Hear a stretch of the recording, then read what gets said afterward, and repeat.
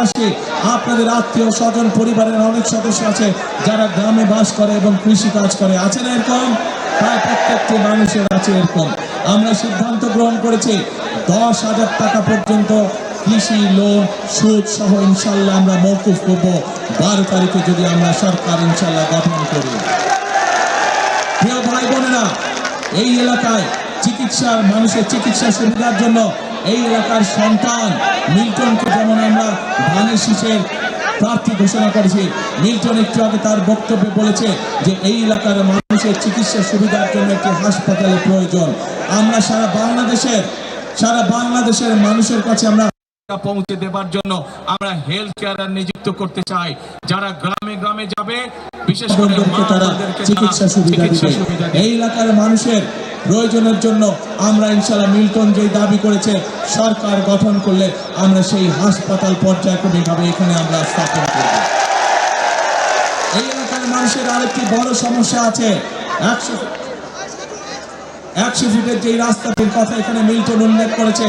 এই প্রক্রিয়াটি দেশনেত্রী খালেদা জিয়ার সরকারের সময় শুরু হয়েছিল, কিন্তু বিগত স্বৈরাচারের সময় এই ব্যাপারে কোনো পদক্ষেপ নেওয়া হয় নাই।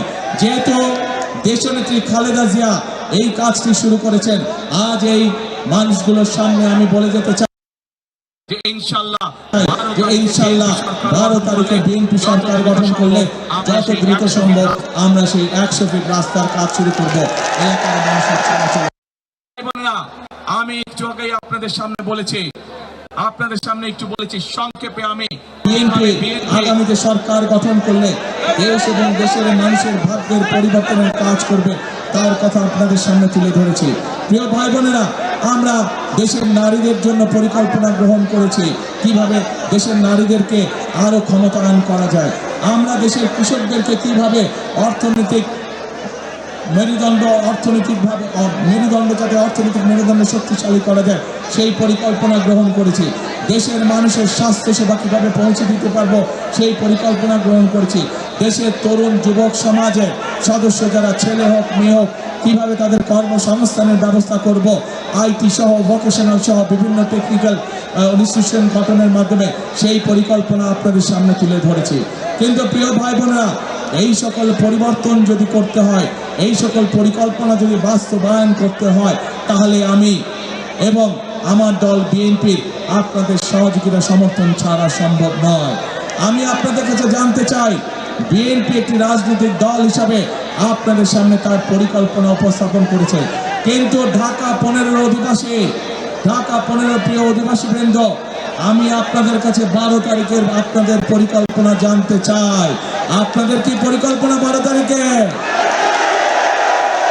বুঝি না কি পরিকল্পনা,